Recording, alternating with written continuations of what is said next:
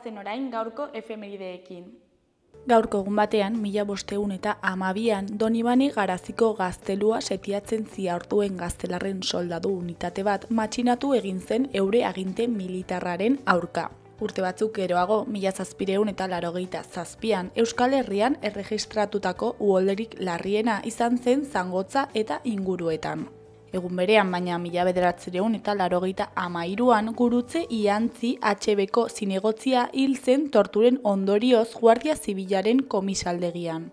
Eta bukatzeko, 1987an, Guardia Zibilak Jose Miguel Bustintza eta Gaizka Gaztelumendi etako kideak tiroz hil zituen Bilbon.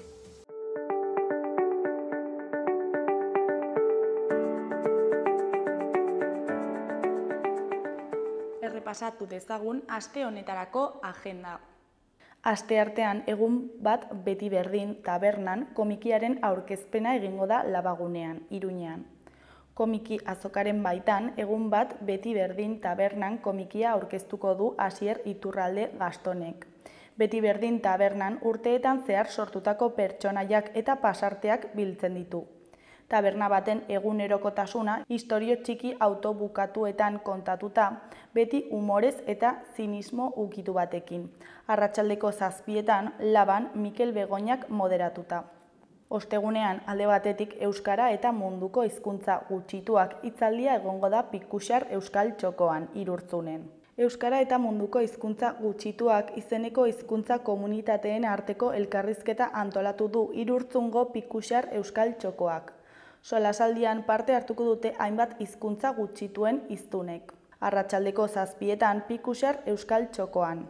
Beste alde batetik Arrosadiako liburutegi publikoan arratsaldeko 6etan irakurketa kolektiboa eta tertulia dialogikoa egongo da haurrentzat. Gerra oso ilustrazio politak dituen liburua da. Hitzek esaten dutena eta ilustrazioek adierazten dutena irakurri eta aztertuko duzu. Eta ondoren irakurritakoari buruz denen artean hausnartu eta hitz egingo duzu. Bake eta bizikidetzarako liburutegiak programaren barruan. 8 eta 12 urteko bitarteko neska mutilentzat. Igandean, Nahiak kantata kontzertua egongo da Baluarten.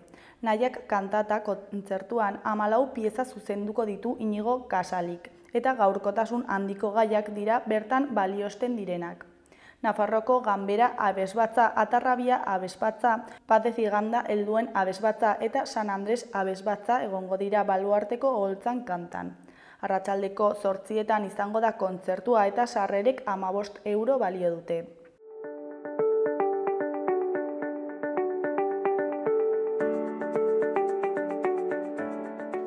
Ikus dezagun gaurko egunkarien azalek zer dioten. Diario Notiziasen titular nagusian, hezkuntzari emandako jipoi judiziala, eskol jardunaldiaren aldaketan familien betoa baloio gabetzean. EHeko Justizia Auzitegi Nagusiak baieztatu du familien erabakitzeko ahalmen horrek hizkuntzari buruzko lege organikoa urratzen duela. Gobernuak kasazio errekurtsoa jarriko du Auzitegi Gorenean 3 artikulu aldatzera behartzen duen epaiaren aurka. Aldaketa berriro ez bozkatzea airean geratzen da 2027 arte. Nafarroako Justizia Auzitegi Nagusiak baieztatu du familien erabakitzeko ahalmen horrek hezkuntzari buruzko lege organikoa urratzen duela.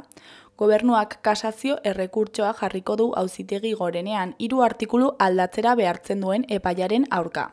Aldaketa berriro ez bozkatzea airean geratzen da 2027 arte. Argazki nagusian, ezkerretik eskuinera, goian, Eduardo Elizalde Laboral Kutxakoa, Inez Gurbildo IEDkoa, Adrián Castillo Eitzneiderrekoa, Daniel Antoñanzas Eskalekoa eta Leire Ruete Ebersenkoa. Behean, Peio Bayona Laboral Kutxakoa, Joseba Santamaria Diario de Noticiasekoa, Mikel Irujo Nafarroako Gobernukoa, Oskar Ortiz Diario de Noticiasekoa, Ana Ursua Ainekoa eta Iñaki Larraia Sodenakoa. Titularrean, Nafarroako industria erronka berrien aurrean.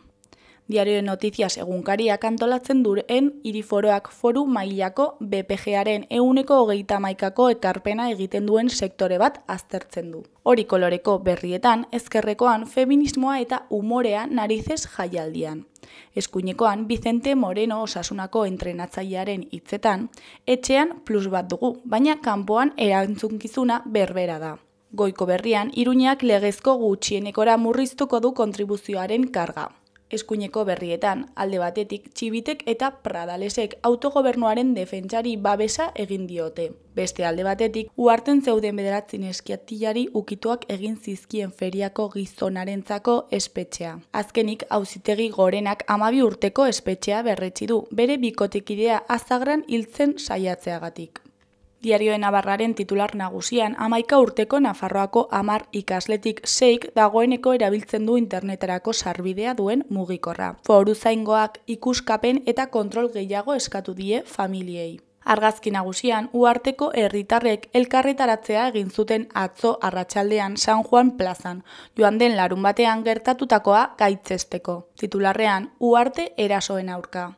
Epaileak kartzelara bidali du 11 eta 15 urte bitarteko 9 adingabe ukitzeagatik atxilotutako feriantea.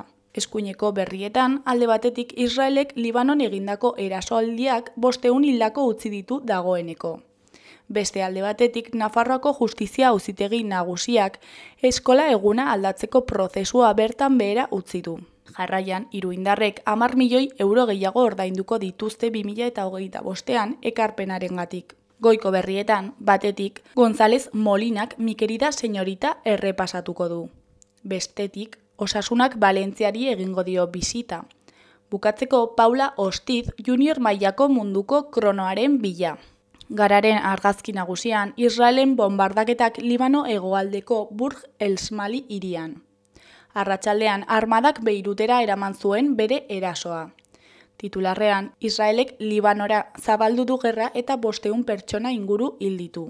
Lurra ekaitza militar ez konbentzionalarekin prestatu ondoren, Tel Avivek Libano hegoaldea eta Beirut bombardatu zituen masiboki atzo.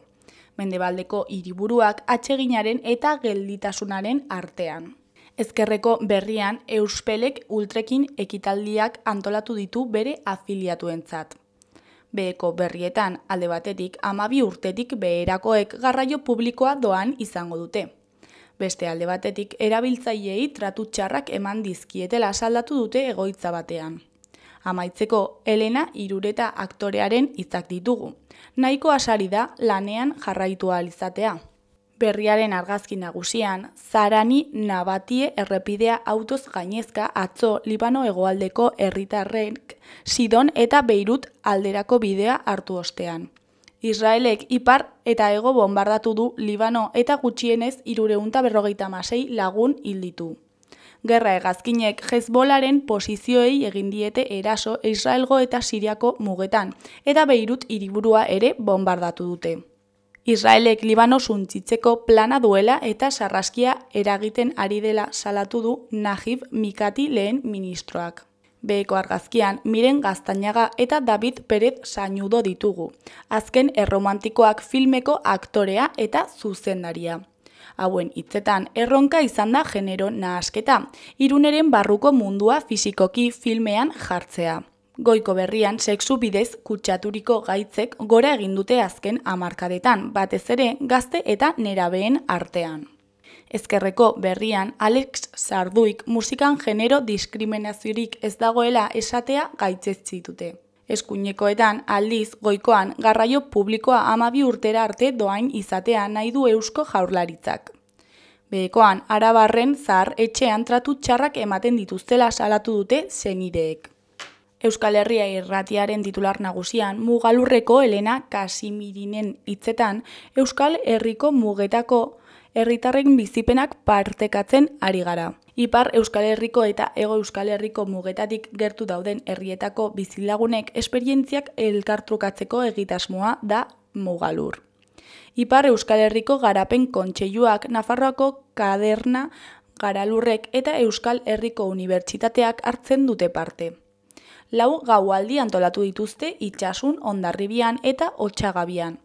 Eskuineko berrietan, goikoan, San Fermin txiki festetan bi gazte homosexualek eraso homofoboa pairatu zutela salatu dute. 7 gizonek 2 mutilok inguratu zituzten eta irainka aritu zitzaizkien. Behekoan, kontribuzio tasa legezko minimora jaitsiko du Iruñeko udalak 2025ko igoera konpentsatzeko.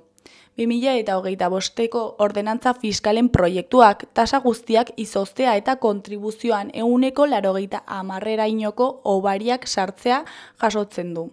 Egoera pertsonal edo familiarraren arabera.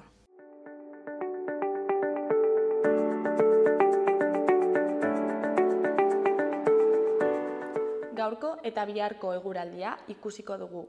Gaur, asteartea hodeitza aldakorra izango da. Une batzuetan eguzkitsu egongo da, eta egunaren amaieran hodeiak ugaritu egingo dira. Hala ere, ateri eutsiko dio. Haizea aldakor eta ahul ibiliko da. Goizean hego ukitua izango du eta arratsaldean iparraldekoa. Temperatura maksimoak pixka bat igoko dira. Hego-mendebaldeko haizea zakartu egingo da asteazkenean eta eragin handia izango du Kantauri isurialdeko temperaturan. Zerua hodeitsu egongo da, erdi mailako hodeiak eta goi hodeiak nagusituko dira.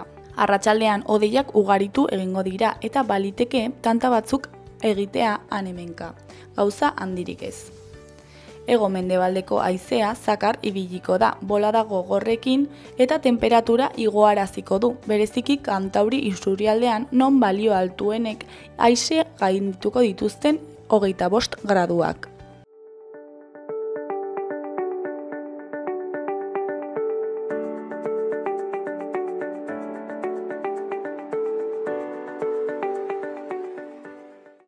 Kaixo, lehen esan dugun bezala, orain Angela Kanporekin egongo gara Estella sindikatutik datorrena. Kaixo, zer moduz?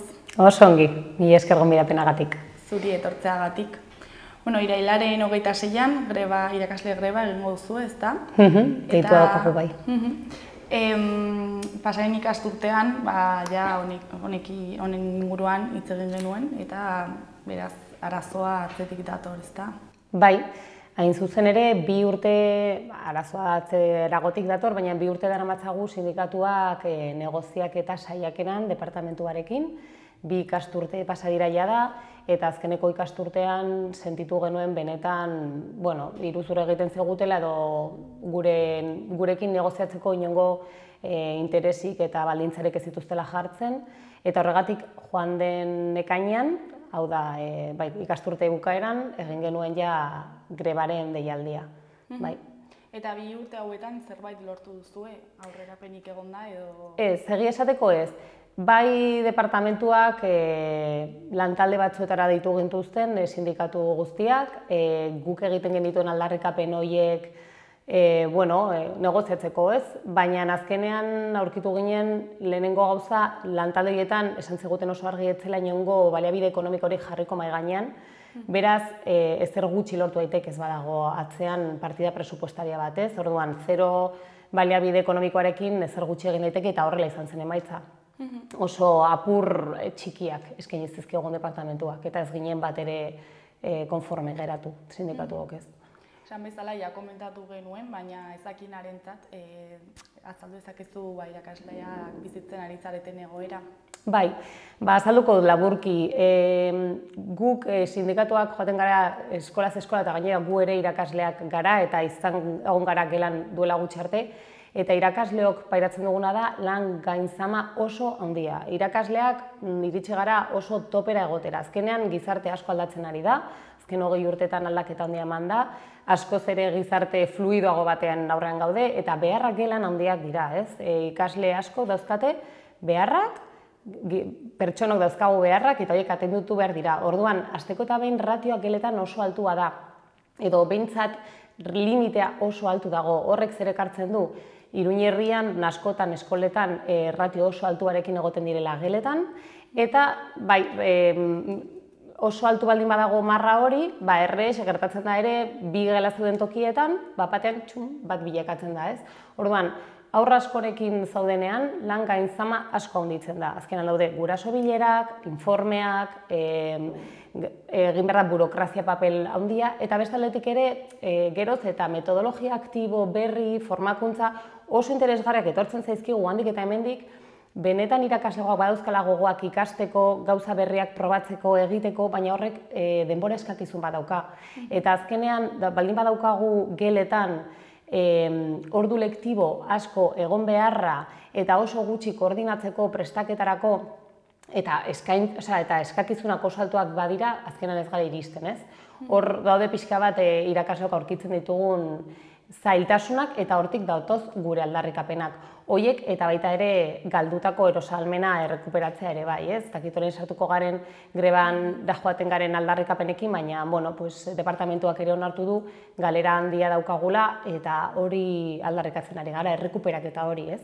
Daukagun galeraren errekuperaketa. Imaginatzen dut aldarrikapenetako bat ratioen jaitsiera dela, ez da? Bai. Eta, zein batetan daude orain eta zein izango litzateke ideala? Bai, argi ikusten dugu. Gaur egun daukagun ratioa da haur eta lehen hezkuntzan 25 ikaslekoa, eta guk aldarrikatzen dugu gehienez 20koa izan beharko litzatekeela. Bigarren hezkuntzan 30koa daukate, eta guk eskatzen dugun jaitsiera da 23ra, eta batxilergoan 33ra ere egon daitezke, hori da izugarria, eta eskatzen duguna da gehienez 25era jaistea. Eta, lanbide heziketan ere orain 20ko ratioan daude eta 15erako jaitsiera eskatzen dugu. Hori da gure eskakizuna, bai. Eta ze arazo izan ditzake oraingo egoerak? Oraingo egoerak, hasteko irakasleen sentimendua, sentsazioa da ez zarela iristen, eta ikustea zuk ez diozula ematen ikaslei eman behar diezun arreta eta atentzioa, eta ezin duzulak prestatu gauzak behar duzun bezala. Nik sinisten dut benetan irakasle profesional oso onak ditugula hezkuntza publikoan, sinisten dut hezkuntza publikoan, eta jendea ikuste dut ematen dena. Eta hori arazo horrekin ere aurkitzen gara, profesionek badauka ere aldaigai handi bat, ez, zure nahia, zure ezakin nola hori eta torkititza. Ez azkenean pasio batengatik zaude lanean, ez? Baina horrekin jokatzen dute eta azkenean, zein da prezioa, ez? Ezin iritsi horretan, denbora asko sartzen dugu etxean irakasleok ere, gure ordutegitik haratago, eta batzuetan ezin duzu egin zure lana egin behar duzun moduan. Horrek azkenean hezkuntza publikoaren kalitatea jaistea dakar, ez?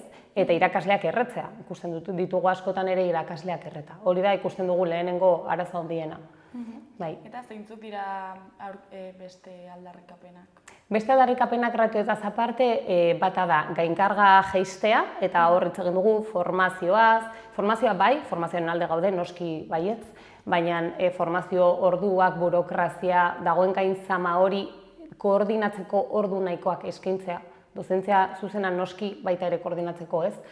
Gainzama hori gutxitzea eskatzen dugu ere bai plantillen estabilizazioa, Europatik datorrez, bator legea, zeinek esaten duen estabilizatu behar direla plantillak, eta egonkortzea egiteko, bai departamentuak egin dituela oposaketak egonkortzearen bidera, baina plantillak geroz eta zaharragoa da ere bai, eta jubilazio handia dator, orduan, errealitatea zein da, 11.000 irakasle egonda, 11.000, 4.000 pertsona mugitu direla azkeneko lan esleipenean. Horrek erakusten du zelako mugikortasuna handia, ez? Nola eman eskola publiko bati egonkortasuna, nola egin aurrera proiektu batekin, olako mugikortasun baten aurrean, ez? Oso zaila da, benetan apostu irmo bat egitea, ez?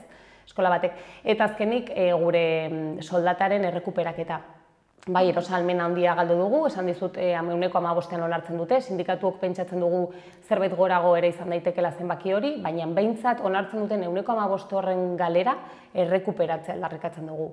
Ez du zergatikan kolpez izan behar, agian izan daiteke 4 urtetan progresiboki, horretarako gobernuak aurkitu ditzake moduak. Gero ere irakaskuntza metodologiak urtero aldatzen dira, ezta? Zer suposatzen du honek zure? Claro, hau oso interesgarria da. Nik ikuste dut horre hezkuntza aberastasun bat, eta azkenean irakasleok ere kritikoki bada ere, zeren etortzen den berri guztia ez du zergatikan hobea izan behar, baina noski oso interesgarria dela ongi aztertzea eta ongi ikastea datozen ideia, metodologia, proiektu berri hauek oso aberasgarriak dira, baina horiek beti ere denbora eskakizun badaukate atzetik. Formakuntza baten beharra, koordinazio baten beharra, eta lankarga hori gehitzen doa, zuk gehiago eskatzen badezu irakaslei, eman behar diezuera denbora horretarako, ez? Hori da ikusten dugun arazoak. Metodologia berriak, bai, zergatik ez, bai aztertu ditzagun, kritikoki ikusi ditzagun, baina iparra galdu gabe eta zerbait berrian nahi baduzu ere horretarako eman behar duzu, ez? Denbora eta bai. Eta hizkuntza departamentuak ze erantzun eman du edo ez du erantzunik eman? Bueno, erantzun bai, medioetan Jimeno ibili da azken boladan hitz egiten, berak ere, manejatzen ditu datuak nahi duen bezala, esan nahi dudana da, aurreko batean ere esan zuen Nafarroako ratioa 16koa zela, oso ona zela, berak egin zuena izan zen bataz besteko bat, atera. Klaro, Iruñerrian izan ditzakezu hainbat eskola 25 ikaslerekin, baina herri txiki asko daude, eta izan ditzakegu klaseak 8rekin, 4rekin, 7rekin, ez? Bataz besteko 16koa dela esaten du, baina gero esaten du sindikatuek egiten ditugun eskaera ratioen jaitsira beteko balitz, 131 milioi euro beharko liratekela. Nola ulertzen da, ratioa horren ona bada, gure eskaerak beteko balira horrelako diru karga handia beharko litzatekela, ez? Zerbait ez da ulertzen, zerbait gezurren bat ez dago horrez, datuen iruzur bat, azkenean. Hori esaten dute alde batetik, beste aldetik ere, gure soldataz hitz egiten dutenean, esaten du Nafarroa punteroa dela, baina gero hasten da esaten, baina Kantabria hobe dago, noski Euskal Autonomia Erkidegoan ez dugu zertan konparatu behar, eta azkenan ikusten da Nafarroa ez dagoela lehenengo postuan, ez bigarrenean, seigarrenean 10. postuan ere, segun zenbat urte daramatzagun irakasleak. Eta azkenik esan ere, hezkuntza departamentuak eta gobernuak, hobeto esan da gobernuak, ematen diona hezkuntzari, ematen dion ehunekoa, portzentai txikiagoa dela beste erkidego batzuk baino. Gainera dauka, ematen duen portzentairik txikiena, beste herrialderekin konparatuta, ez? Espainiako beste komunitateekin. Orduan, bai, datuak beraiek nahieran mugitu dituzte, baina egia esan guri ezer gutxi eskaini digute momentuz. Orain badaukagu negoziaziorako ditu gaituzte mahai sektorial batera. Jimenok esaten du negoziaziorako dela, guk jaso dugun e-mailean jartzen zuena eta gai ordena zen gure negoziazioaren presentazioa, eta presentazioa ez negoziazio.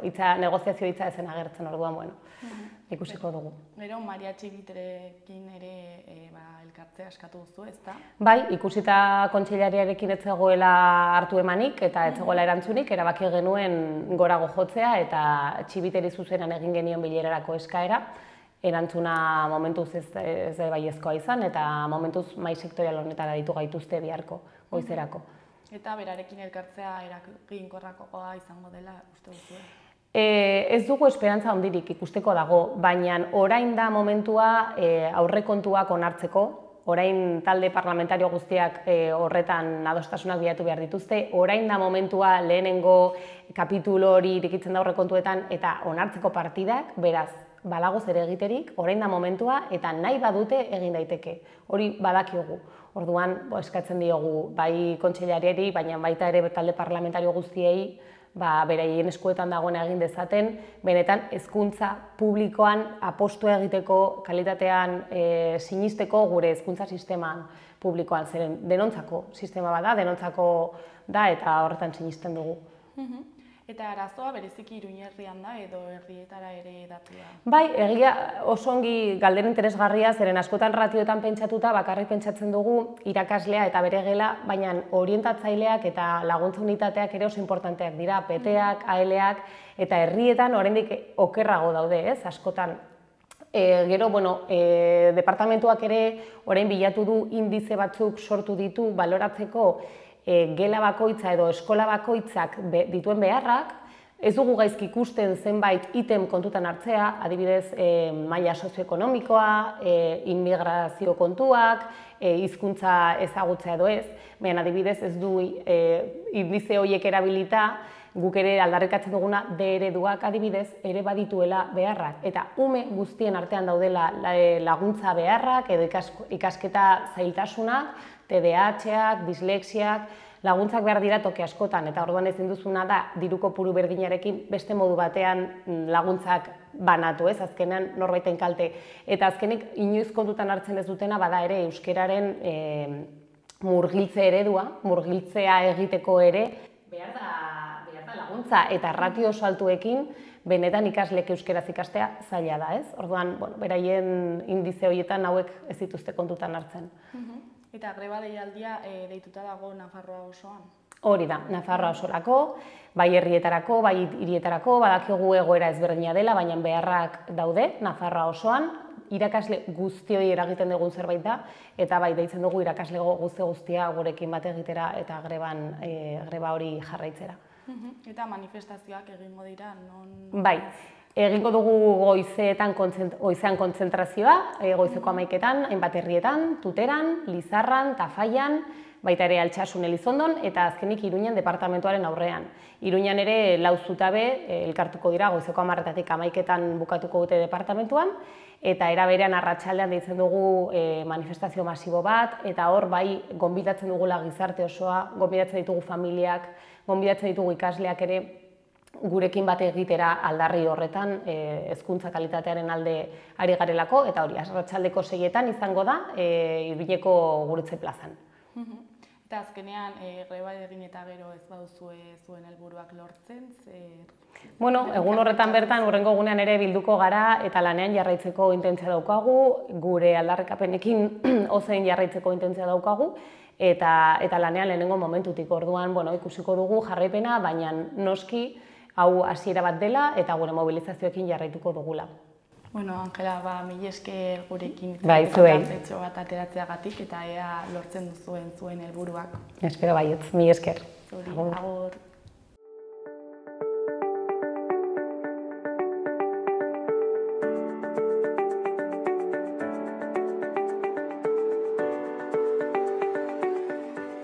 Bihar itzuliko gara elkarrizketa eta eduki berriekin. Ondo bukatu eguna. Agur.